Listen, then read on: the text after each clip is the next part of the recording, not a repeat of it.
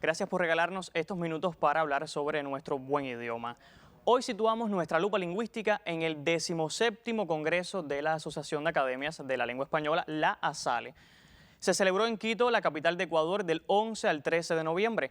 Asistieron al cónclave delegados de las 23 academias de todo el mundo. Por supuesto, la Corporación Cubana también estuvo presente con su director Jorge Fornet Gil y la secretaria de la Academia, Aurora Camacho.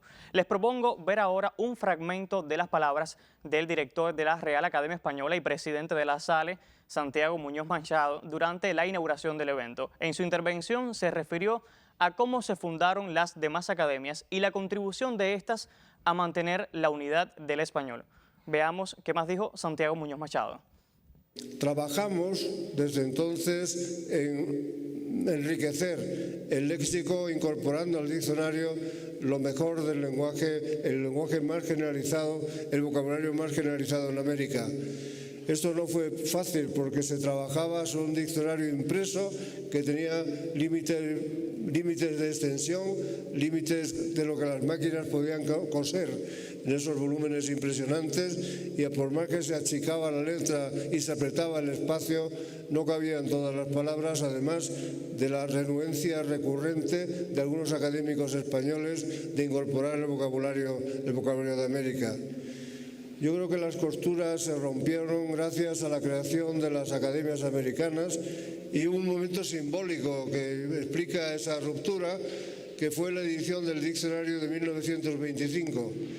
En 1925 el diccionario de la lengua castellana, así llamada desde su fundación, empezó a llamarse Diccionario de la Lengua Española.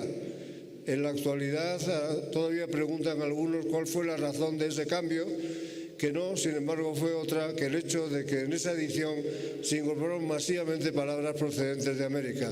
Fue la primera gran invasión del vocabulario americano en el diccionario.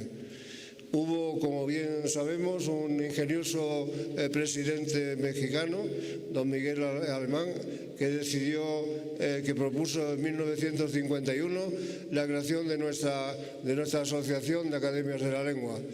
Y empezó a funcionar aquel año y hemos celebrado el pasado el 70 aniversario de nuestra organización y funcionamiento.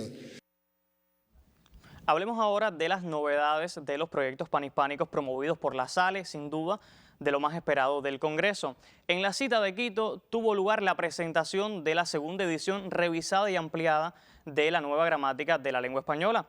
El director de esta obra, el académico Ignacio Bosque, expuso qué distingue a esta nueva entrega de una de las obras capitales de las academias, así academias en plural, porque aunque tengan el sello de RAE y ASALE, como si la RAE no perteneciera a la SALE, esta obra es resultado del trabajo de muchas manos académicas de ambos lados del Atlántico.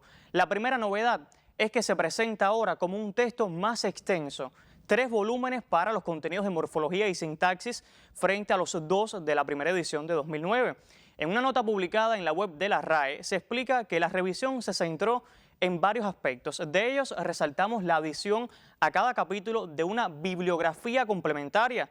Destacamos de igual forma la ampliación de la nómina de textos citados con obras relevantes, casi todas literarias. Esto de la ausencia de bibliografía citada ha sido históricamente una de las principales críticas a las obras de la SALE, sobre todo por especialistas como el lexicógrafo español José Martínez de Sousa. Dejemos a un lado ahora la nueva gramática de la lengua española y centrémonos en el Diccionario Panhispánico de Dudas. Se trata de una obra que en esta edición del Congreso de las Academias también ocupó un lugar protagónico. ¿Por qué? Bueno, desde hace más de 2 décadas de trabajo, ya finalmente se publica esta obra, que tiene una segunda edición impresa. Ya el pasado año, la RAE había publicado en su página web la versión provisional de la obra y, según han dicho desde Madrid, próximamente estará disponible en la web. Por supuesto, aquí en Buen Idioma le seguiremos la pista y lo informaremos oportunamente cuando se haga realidad. De todo esto que he comentado, quizás a usted lo que más le interese es lo que explicaré en breve. De acuerdo con su académico responsable, Salvador Gutiérrez Ordóñez, en esta edición del Panhispánico, para decirlo abreviadamente, se reconsideraron algunas recomendaciones hechas en la primera entrega, publicada en el año 2005. Según una nota en la web de la RAE, las sugerencias normativas que se hicieron en aquel momento aún no estaban fijadas. Aunque no he visto la nueva entrega del diccionario, sí podemos comentar ahora uno de los presuntos cambios normativos. Esto no lo inventé yo, lo dijeron ellos mismos en su página web. Un ejemplo es el plural de los préstamos recientes acabados en consonantes habituales en posición final de palabras patrimoniales españolas. Imagínese usted, y traduzcamos esto. En la primera edición se recomendaba para estas voces el plural en ES, por ejemplo, de máster, decir másteres. Dice la RAE que esa apuesta por el plural en ES se basaba en la existencia de precedentes en otros préstamos ya asentados como líderes y mítines, lo que hacía prever que los nuevos préstamos de ese tipo se acomodarían sin dificultad a esa misma pauta. Sin embargo, en los años transcurridos desde la publicación de la primera edición del Diccionario Panhispánico de Dudas, esa previsión no se ha confirmado enteramente y se observa una marcada tendencia al plural en ese. De ahí que en la mayoría de los casos se reconozcan ahora como válidas ambas formas de plural en este tipo de préstamos. Dicho esto, a partir de ahora, másteres y másters, así con RS y con tilde, son plurales válidos de la palabra máster.